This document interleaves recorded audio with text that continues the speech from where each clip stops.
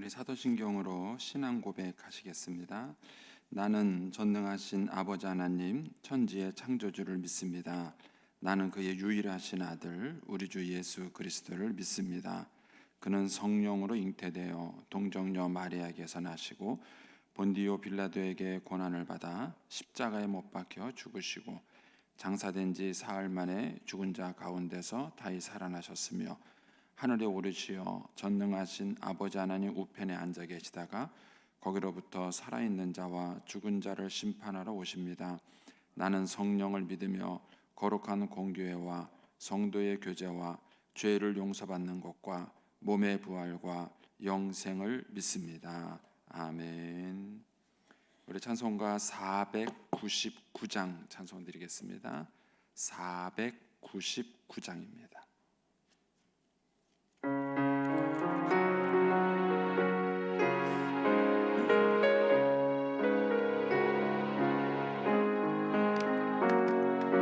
흑암에 사는 백성들을 보라 수많은 심령 멸망하겠네.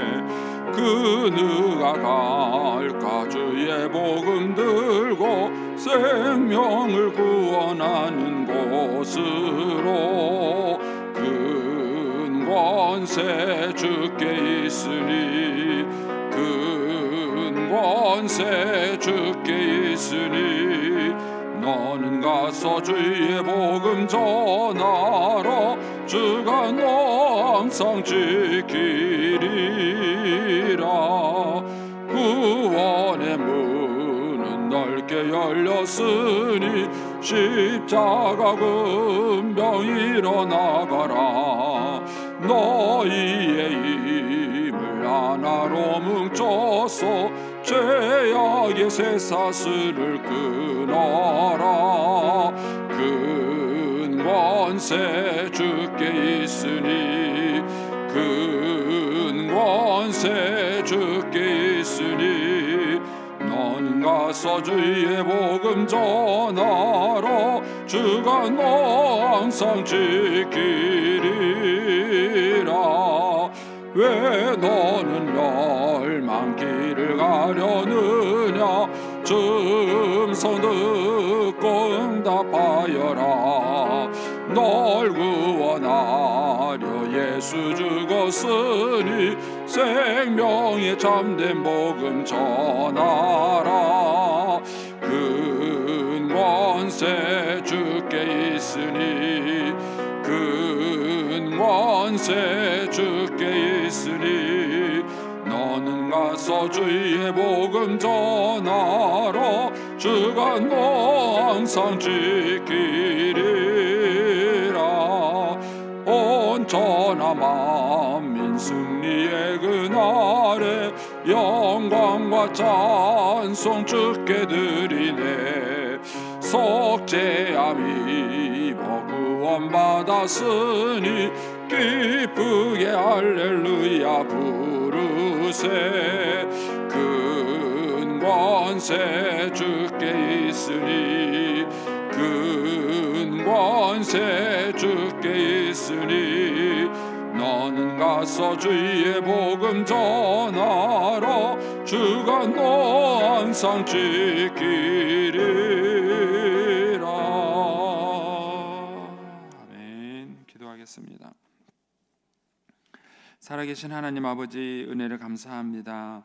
지난 간밤에도 저희들을 주님 품 안에서 편히 쉬게 해주시고 또 이 새벽에도 저희들을 주 앞에 불러주심을 감사합니다. 오늘 저희들에게 새날 주시고 또 생명 주시고 건강 주셨는데 이 한 날도 주님과 더불어 동행하게 하시고 주를 기쁘시게 하는 한 날 되게 하여 주옵소서. 이 새벽에도 주님께 일천 번째 예물을 올려드립니다. 믿음으로 순종으로 또 감사로 드리는 예물을 주님께서 기뻐 받으시며 약속하신 하늘의 복과 땅의 복으로 충만하게 채워 주옵소서. 주의 은혜로 종의 가정들을 형통케 해주시고 그 자녀들을 축복하여 주시옵소서. 예수님의 이름으로 축복하며 기도하옵나이다. 아멘. 오늘 아침 말씀은 마태복음 10장 1절에서 15절까지의 말씀입니다.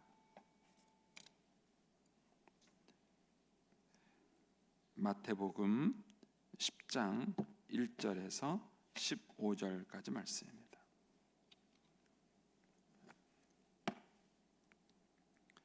같이 한 목소리로 봉독하겠습니다. 예수께서 그의 12제자를 부르사 더러운 귀신을 쫓아내며 모든 병과 모든 약한 것을 고치는 권능을 주시니라. 12사도의 이름은 이러하니 베드로라 하는 시몬을 비롯하여 그의 형제 안드레와 세베대의 아들 야고보와 그의 형제 요한, 빌립과 바돌로메, 도마와 세리마테, 알페오의 아들 야고보와 다데오, 가나안인 시몬 및 가룟 유다 곧 예수를 판 자라. 예수께서 이 12를 내보내시며 명하여 이르시되 이방인의 길로도 가지 말고 사마리아인의 고을에도 들어가지 말고 오히려 이스라엘의 집에 잃어버린 양에게로 가라.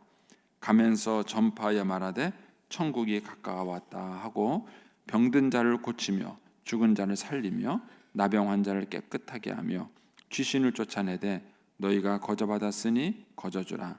너희 전대에 금이나 은이나 동을 가지지 말고 여행을 위하여 배낭이나 두벌옷이나 신이나 지팡이를 가지지 말라. 이는 일꾼이 자기의 먹을 것을 받는 것이 마땅함이라. 어떤 성이나 마을에 들어가든지 그 중에 합당한 자를 찾아내어 너희가 떠나기까지 거기서 머물라. 또 그 집에 들어가면서 평안하기를 빌라. 그 집이 이에 합당하면 너희 빈 평안이 거기 임할 것이요 만일 합당하지 아니하면 그 평안이 너희에게 돌아올 것이니라. 누구든지 너희를 영접하지도 아니하고 너희 말을 듣지도 아니하거든 그 집이나 성에 나가 너희 발에 먼지를 떨어버리라.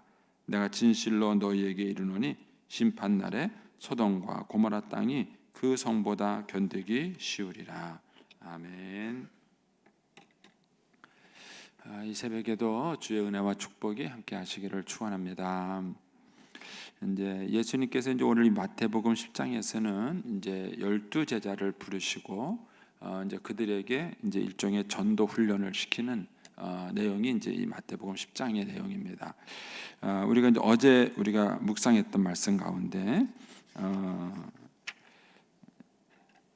36절을 어제 보시면 예수님께서 이제 무리를 보시고 불쌍히 여기시며 그들이 목자 없는 양과 같이 고생하며 기진했다 그러셨습니다.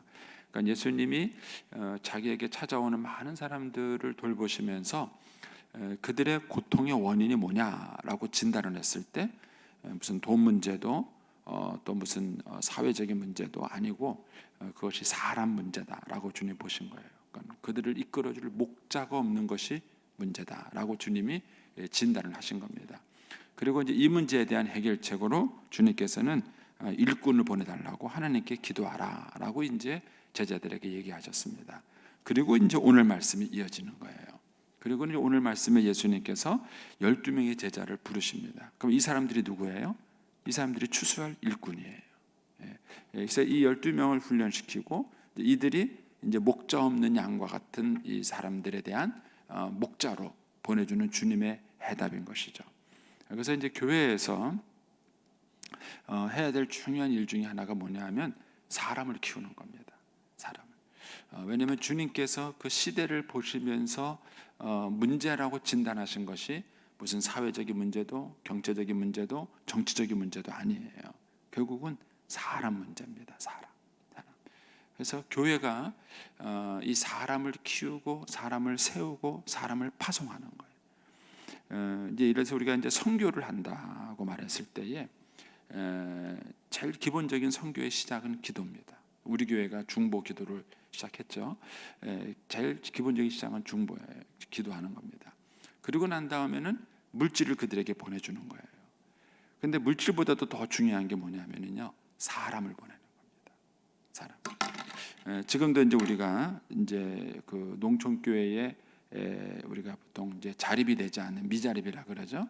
미자립 작은 교회를 저희 교회에서도 많이 도와주고 있습니다. 근데 주로 도와주는 방법이 뭐냐면은 그들에게 돈을 주는 거예요. 생활비를 보내주고 후원금을 보내주는 겁니다. 근데 이 후원금을 보내주는 것보다 더 좋은 게 뭐냐면요, 교인을 보내주는 겁니다. 교인을 보내주는 거예요. 갈 교회는 있는가? 여러분 이제 농촌교회 뭐 여러분들도 가까이 계신 혹시 농촌교회랑 연관이 있으신 분들은 아시겠지만은 농촌교회는 주일학교를 해야 되는데 교사가 없는 거예요. 교사가 없습니다. 그 교사를 누가 할 것이냐? 목사님 혼자 그걸 다 하기는 쉽지 않지요. 그렇기 때문에 그 교회에 물질적인 것만 도와주는 것뿐만 아니라 교사를 보내줄 수 있으면 더 좋아요. 제가 이제 밀양에서 한번 해보고 싶었는데 19년 동안 목회하면서 못했습니다. 여기서는 할 수 있는가 모르겠어요. 제가 제 꿈 중에 하나가 뭐냐면은 우리 교회에 이제 7시 일부 예배가 있잖아요. 일부 예배 사람들이 와서 예배를 드리고 그다음에 예배가 끝나고 나면 한 팀이 봉구차를 타고 시골에 있는 어느 교회 가는 거예요. 그 교회 가가지고 주일 학교도 해주고 성가대도 해주고 그리고 저녁에 돌아오는 거예요. 멋있지 않아요? 여러분들 표정을 보니까 저는 이제 은퇴하시면 뭐 하실 거예요? 은퇴하시고 은퇴하시고 뭐 하십니까? 저는 하나님이 은퇴하시고 저한테 계속 건강을 주신다면 그런 거 한번 해보고 싶어요. 그러면 이제 제일 그 좋은 나눔이 뭐냐면 사람을 나누는 거예요. 그것도 아무나 나누면 안 돼요. 제가 농촌교회에 있을 때요, 큰 교회에서 도와준다고 와요. 근데 와가지고는요 민폐 끼치는 분들 많습니다. 돕는 방법을 몰라요.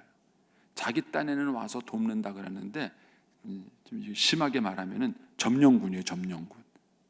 자기는 뭐 믿음도 좋고 뭐 가진 것도 많고 대단한 능력이 있는 사람들 와가지고 농촌교회 와서 뭘 베풀어 주는 것처럼 아주 허세를 부리는 사람이 있어요. 와서 농촌교회들이 괜히 마음에 상처 입히고 말 함부로 하고 그런 분들이 있어요. 그런 거는 도와주는 게 아니에요. 괜히 와가지고 상처를 주고 가는 거예요. 그래서 이게 돕는다는 것은 결코 쉬운 일이 아닙니다. 그래서 우리가 교회 내에서 사람을 키우는 거예요. 사람. 저는 이제 이 부분에 대해서 이제 하영주 목사님한테 굉장히 충격을 받은 게 있는데, 하영주 목사님이 왜 장로님들은 투표할까 고민을 하셨대요. 다른 분들은 투표 안 하고 장로님들은 왜 투표를 할까? 그리고 장로님들은 함부로 못 세워요. 세례교인 20명당 1명씩 세울 수 있도록 제한을 시킨 거예요. 왜 그랬을까? 이제 그분이 평생 고민하다가 내린 결론이 뭐냐면 그거예요. 장로쯤 되면은 교회를 떠나도 된다는 공인사라는 거예요. 이 정도쯤 되신 분들은 신앙 훈련도 잘 되고 잘 훈련받은 분이라서 이분들은 우리 교회를 떠나서 다른 교회 가서도 사역을 할 수 있는 분이다라고 인정받는 분이라는 거예요. 제가 그 인상에 굉장히 충격받았어요. 여러분, 교회는 진정한 교회의 부흥은 뭐냐? 얼마나 많이 모았느냐가 아니라 얼마나 많이 보냈느냐예요. 파송할 만한 게 얼마냐? 이게 가정의 원리하고 똑같습니다. 가정에서 부모들이 자식을 잘 키웠으면은 적당한 나이가 되면 뭐예요? 결혼을 해서 떠나야 돼요. 그리고 자기 가정을 이뤄야 돼요. 근데 이게 나이 40, 50이 돼가지고도 맨날 엄마 아빠 밑에 그늘에 살면은 그거는 건강하게 자식을 큰 게 아니죠. 그런데 교회가 똑같은 거예요. 교회가 건강하게 잘 커서 훌륭하게 부흥을 했다면은 파송할 만한 사람들이 많아야 돼요. 그래서 우리가 선교지를 돕는다라고 말했을 때에 기도로 돕고 물질로 돕고 더 좋은 건 뭐예요? 사람을 도와주는 거예요. 사람을 그곳에서 보내주고 그 사람들이 거기서 훈련받은 사람들을 섬기고 하는 것입니다. 그래서 사람을 보내는 것이 가장 어려워요. 우리나라도 지금 좀 있으면 선거하잖아요. 근데 저는 선거할 때마다 고민되는 게 뭐냐면은 이 사람도 뽑고 싶고 이 사람도 뽑고 싶고 여기서 누구 뽑을까? 이러면 좋겠는데 이 사람도 싫고 이 사람도 싫고 이 사람도 싫은데 누구 뽑긴 뽑아야 되는데 누굴 뽑아야 될 것 같은가? 이게 고민이에요. 이게 말이 됩니까? 이거는 우리나라에서 그동안에 사람을 키우지 않은 거예요. 좋은 여러분 기도하셔요. 우리나라에 훌륭한 대통령이 나오셔야 돼요. 정말 미국처럼 뭐 존경받는 대통령이 누구다 그러면 뭐 이렇게 뭐 에브라임 링컨이다 뭐 이렇게 말하는 것처럼 정말 존경받는 대통령이 나와야 돼요. 그게 백성들에게 복이에요. 근데 그런 게 없다는 것은 그거는 재앙입니다. 재앙. 그러니까 하나님께서 이 시대를 보면서 진단한 게 뭐냐면 목자가 없는 양이다. 여러분, 양이 목자가 없으면 죽은 거예요. 그것이 하나님 보시기에 인생들의 문제예요. 여러분들 잘 공감이 안 되시면 여러분 이렇게 한번 제가 질문을 해볼게요. 여러분들이 이제 삶을 사시다가 어려움을 당하실 때 찾아갈 사람이 있습니까? 여러분들이 인생을 당하다가 뭐 돈 꾸러 가는 거 말고요. 그런 거 말고 여러분들이 이 삶을 살아가다가 고난과 어려움과 힘듦이 있으면 여러분들이 찾아가서 의논하고 상담하고 그렇게 할 사람이 있냐. 여러분, 그런 스승을 가지고 있다는 것은 대단히 축복이에요. 인생에 있어서 자기 삶의 멘토가 있다는 것은요 대단히 큰 축복이에요. 근데 교회 안에서 사실은 그렇게 돼야 돼요. 우리 집사님들은 안수 집사님이나 권사님들이나 이런 분들이 자기 인생의 멘토가 돼야 되고요. 우리 권사님이나 안수 집사님은 우리 장로님들이 자기 인생의 멘토가 돼야 돼요. 멘토가 돼요. 그게 건강한 교회 구조예요. 그런데 내가 인생에 고민과 갈등과 어려움이 있는데 찾아가서 의논하고 상담하고 기도 부탁할 사람이 없다. 그러면은 그 인생은 불행한 인생이에요. 이런 면에서 목자가 없는 양이에요. 그래서 여기에 대한 해답이 뭐냐면은 일꾼을 키우는 거예요. 근데 일꾼을 주님께서는 9장에서는 뭐라 그랬냐면은 보내어 주소서, 추수한 주인에게 보내어 달라고 기도해라 이렇게 얘기하셨고, 오늘 10장에 와서는 예수님이 직접 12명의 제자를 부르셨어요. 자, 그러면 이런 질문이 가능한 겁니다. 지도자는 태어나는 걸까요? 훈련으로 만들어지는 걸까요? 어느 게 맞을까요? 지도자는 태어나는 걸까요? 아니면 훈련으로 만들어지는 걸까요? 이런 거예요. 리더는 천부적으로 주어지는 것이냐? 아니면 훈련으로 만들어지는 것이냐? 이런 거예요. 근데 9장에 의하면은 천부적으로 주어지는 거예요. 그래서 주님께서는 추수할 일꾼을 만들어라 이렇게 말하지 아니고 추수할 일꾼을 보내달라고 하나님께 기도해라 이렇게 말씀하셨어요. 그래서 9장에 있는 말씀대로라면은 리더는 천부적으로 주어지는 거예요. 태어나는 거예요. 그런데 10장에 와서는 예수님이 기도하신 게 아니라 뭐 하셨어요? 12명을 부르셨어요. 그래가지고 그들을 훈련시키셨어요. 3년 동안 훈련시키셨어요. 그럼 10장대로라면은 지도자는 훈련받는 거예요. 어느 쪽이 맞을까요? 지도자는 태어나는 게 맞을까요? 아니면 훈련되는 게 맞을까요? 제가 볼 때는 둘 다 맞아요. 아주 간단하게 제가 새벽 시간이니까 아주 간단한 예를 든다면 저는 음악에 재능이 별로 없어요. 참 제가 반음을 들은 지가 이게 한참 나이가 들었어요. 제가 음을 틀려놓고도 음을 틀리는 걸 제가 몰랐던 거예요.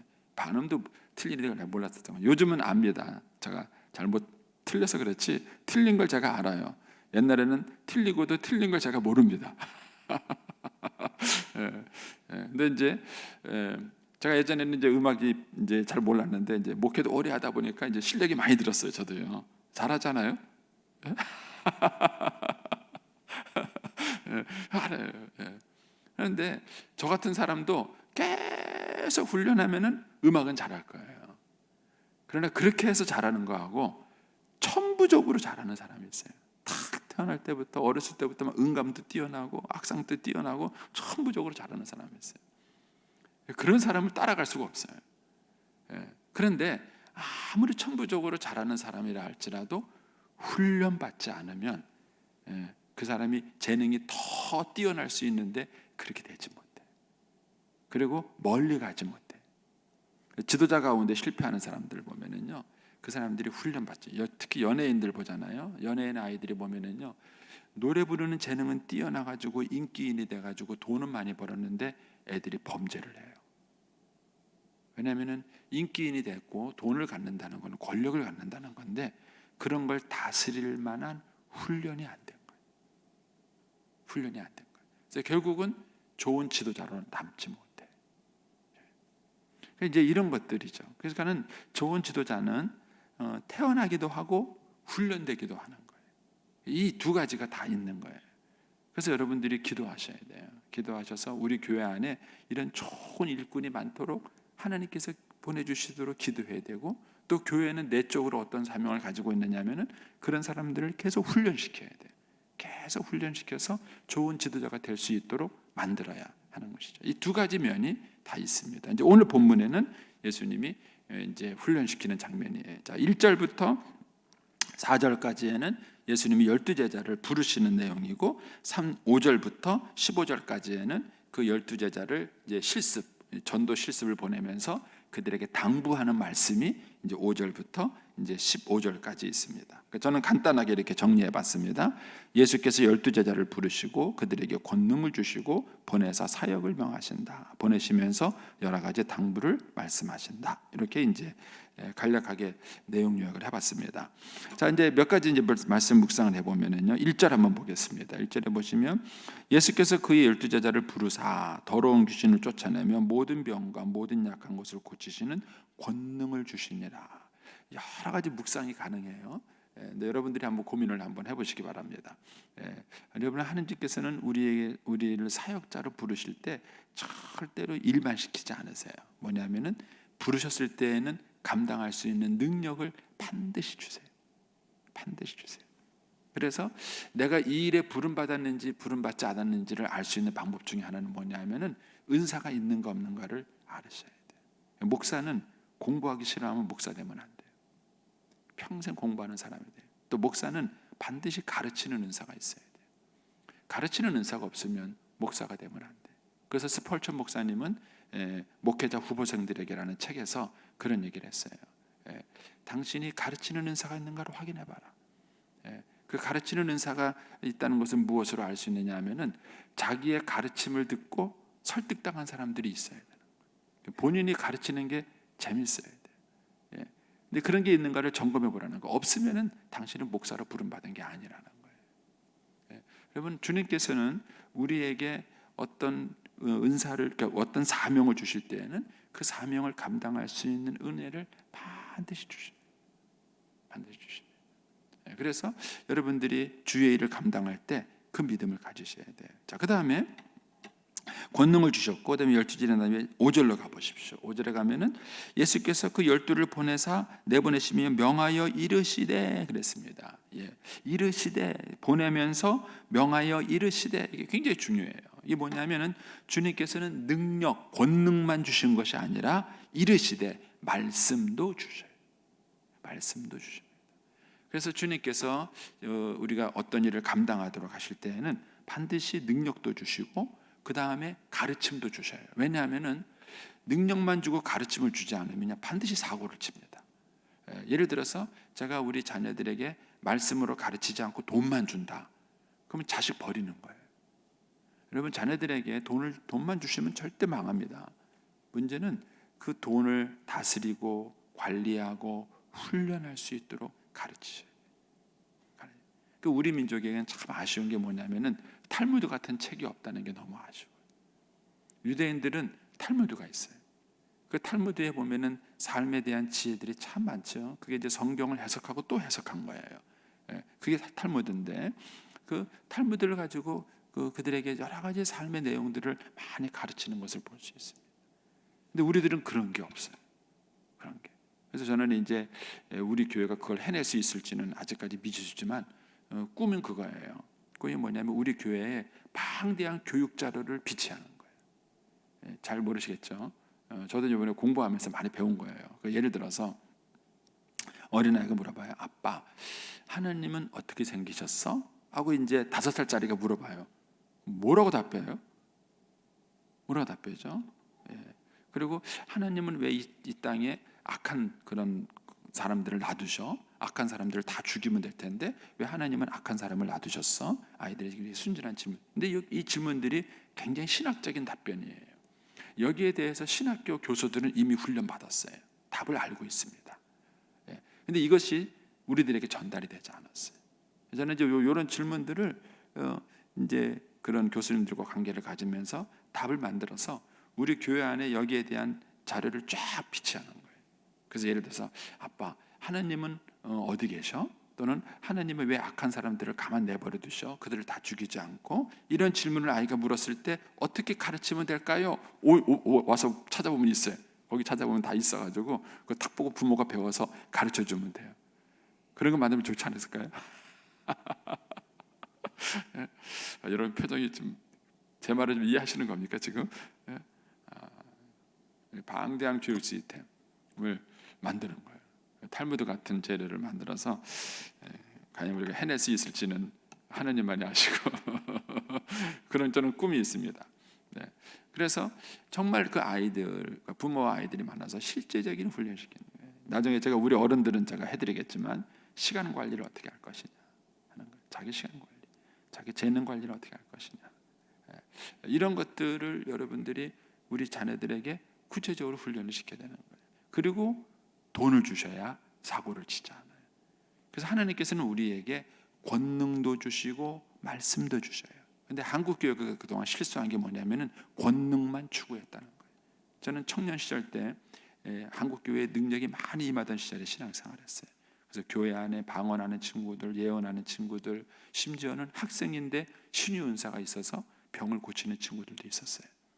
그런데 그 친구들이 지금 다 교회 없어. 다 세상에 나가 있어요.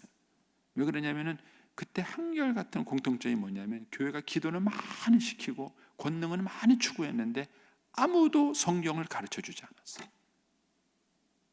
성경 공부를 아무도 시켜주지 않았어요. 여러분, 이것이 한국교회의 치명적인 단점이에요. 그러니까 주님께서는 제자들에게 권능만 주신 것이 아니라 권능을 주시고 그들에게 이르시되, 여기 5절 이하의 내용이 말씀이에요. 이 말씀을 주님이 쭉 가르쳐 주셨어요. 그런데 우리는 요게 빠진 거예요. 5절 이하가 빠졌던 것입니다. 그래서 능력은 받았는데 그 능력 받은 사람들이 그 능력을 어떻게 써야 될 줄을 모르니까 그것 때문에 오히려 사고를 친 거예요. 교회에 덕을 끼친 게 아니라 문제를 만들고 해를 끼치는 것이 문제 되겠죠. 자, 이 가르침에 대해서는 우리가 이제 나중에 또 제가 이 부분을 설교하면서 쭉 하기로 하고요. 8절로 한번 가보시겠습니다. 8절에 가보시면 이런 말씀이 있죠. 병든 자를 고치며 죽은 자를 살리며 나병한 자를 깨끗하게 하며 귀신을 쫓아내되 너희가 거저받았으니 거저주라. 이게 사역의 중요한 원리예요. 거저받았으니 거저주라. 먼저 받아야 돼요. 그래서 기독교인은 뭐냐? 빚진 자의 심정으로 사역을 하시는 거예요. 여러분들이 베푸는 자의 심정으로 사역하면 반드시 사고를 칩니다. 제가 농촌교회 있을 때 그런 걸 참 많이 했어요. 큰 교회 와서 도와주겠다는 거예요. 뭐 성경학교도 도와주고 교회 수리하는 것도 도와주고 해주겠다는 거예요. 근데 그분들의 마음의 자세가 뭐냐면은 빚진 자가 아니에요. 내가 돈도 많고 능력도 많은데 내가 가난한 시골 교회에 와서 내가 베풀어 준다. 내가 너희들한테 큰 인심 쓴다. 이런 자세예요. 이런 자세로 와가지고 그들이 일을 해요. 여러분, 그것은 자기 의의를 드러내는 거예요. 그런 사람들은 반드시 고맙다고 인사해야 되고요, 잘했다고 칭찬해 줘야 되고요, 그래야 돼요. 자기 생색을 드러내지 않으면 이 일을 하지 않아요. 그리고 이런 거는 많은 사람들이 상처를 줘요.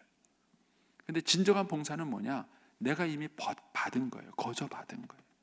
내가 하나님께 받은 바 은혜가 많은 거예요. 빚진 자의 자세가 있는 거예요. 그래서 내가 받은 게 많아서 거저 받았으니까 뭐예요? 거저 주는 거예요. 받은 은혜가 많고 주는 거예요. 이 자세를 가지고 일을 해야 자기 의의가 생기지 않아요. 열심히 일하고 생색내고 열심히 일하고 자기 자랑하고 남들한테 상처 주고 이런 일을 하지 않을 수 있어요. 그러려면은 내가 먼저 하나님께 많은 것을 받았다는 이 은혜가 있어야 되고 실제로 이 받았다는 빚진 자의 마음이 있어야 돼요. 그리고 이것을 가지고 우리가 사람을 섬기는 일을 하게 되는 것이죠. 자, 그 다음에 거기 이제 뭐 시간이 많이 갔는데요. 이제 9절부터 이제 11절에 가면은 그런 얘기가 나오죠. 여행을 위하여 뭐 동이나 은이나 이런 걸 가지지 마라 이렇게 말을 합니다. 그러면서 10절에 이렇게 말하시죠. 일꾼이 자기 먹을 것을 받는 것이 마땅하다. 저는 참 이 말씀에 은혜를 많이 받았는데 사역하면서 이 생존의 문제는 끊임없이 다가오는 문제예요. 그런데 우리가 이제 이 문제에 대해서 하나님이 공급해 주신다는 믿음이 있어야 돼요.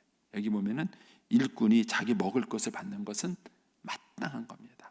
당연한 것입니다. 하나님은 반드시 일꾼들에게 그 필요를 채워주시고 공급해 주신다는 것이죠. 나중에 또 한 번 더 다시 깊이 한번 생각을 해보겠습니다. 그리고 이제 11절 이하에 가면 주님께서 어떻게 우리를 공급해 주시느냐라고 말했을 때에 그 성에 예비된 합당한 자가 있어요. 그 합당한 자가 누구냐? 하나님이 그 사람을 통해서 공급해 주는 축복의 통로가 되는 사람이 있어요. 그 사람들을 찾아내라. 그 집에 거해라. 그렇게 말씀하시는 거예요. 성경의 이 사건을 대표적으로 보여주는 것이 여러분 집에 가셔서 사도행전 16장을 읽어보세요. 거기 보면은 사도 바울이 2차 전도 여행을 떠나는 장면이 나와요. 1차 전도 여행은 안디옥 교회의 후원을 받아서 선교를 해요. 근데 2차 전도 여행은 전도 여행 중에 갑자기 하나님이 마게도냐로 가라 그래가지고 생각지 않게 마게도냐로 가요. 그런데 마게도냐로 가기로 안디옥 교회와 아무런 합의가 되지 않은 상태예요. 그러니까 사도 바울은 하나님의 음성을 듣고 순종하면서 가요. 아무것도 준비되지 않은 상태에서 가는 거예요. 그런데 하나님이 거기서 누구를 예배해 놓으셨냐면은 루디아라는 여인을 예배해 놓으셨어요. 그래서 그 루디아를 만나게 하시고 루디아 집에 기거하게 하시고 그 루디아의 집이 빌립보 교회예요. 거기서 빌립보 교회가 탄생하는 것입니다.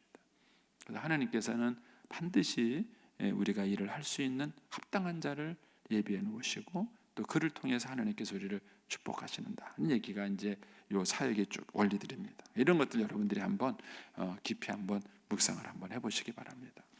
오늘 아침에 제가 이제 사람을 키우는 얘기에 대한 얘기를 좀 말씀을 드렸는데 우리 교회가 사람을 잘 키우는 교회가 될 수 있게 되길 바랍니다. 그래서 정말 인재가 넘쳐서 물질만 나눠주는 교회가 아니라 사람을 나눠줄 수 있는 그런 교회로 우리가 부흥하고 성장하면 좋겠습니다. 기도하겠습니다. 오늘